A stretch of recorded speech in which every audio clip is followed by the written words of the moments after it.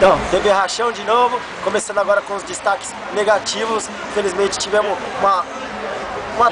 um episódio triste na equipe vermelha, que atuou muito bem, mas esse episódio aí foi com o Daniel na virada de tempo. Ele acabou tendo uma discussão mais séria com o Manuel. A gente queria saber um pouquinho dele aí, o que aconteceu. Bom, então, o que aconteceu? No decorrer do jogo a gente estava muito nervoso, teve um passo ou outro que nós erramos. Beleza. Só que o pessoal tem que entender uma coisa. Errar é normal no futebol.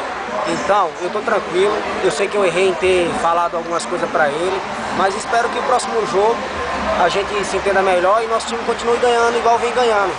Faz um mês que nós não perde pra ninguém e não vai perder mesmo não, porque eu tô lá pra ganhar.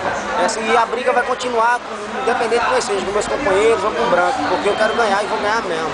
Não tem essa, e eu dou o sangue até o final do time vermelho e pronto. Já era, só isso que eu tenho falando. Então, Daniel, só mais uma perguntinha aqui. Assim, você é um jogador que se doa bastante em campo. Você acha que essa discussão foi devido à sua máxima entrega dentro de campo? Também. Você, às vezes, você vê que você dá o sangue, se mata mesmo, corre, dá o sangue pelo time. O que acontece? Você, às vezes, acha que um erro ou outro do outro jogador, ele não tá dando sangue igual a você. Mas, independente do que aconteça, eu tenho o meu estilo de jogar. Eu sei que o meu futebol é bom. O time, todos me ajudam, todos conversam comigo e me dão apoio e eu vou continuar jogando futebol. Eu queria também agradecer a todos vocês aí, o meu time aí principal aí que é excepcional, e vou continuar brigando com o Léo, com o Ricardo e com todo mundo no meu time para nós ganhar. O que vale é ganhar, não tô nem aí se eu vou ser negativo de novo domingo, espero ser de novo e ganhar o jogo. Acabou. É isso aí, Daniel, mostrando muita disposição com o time e muito comprometimento, tá de parabéns, valeu.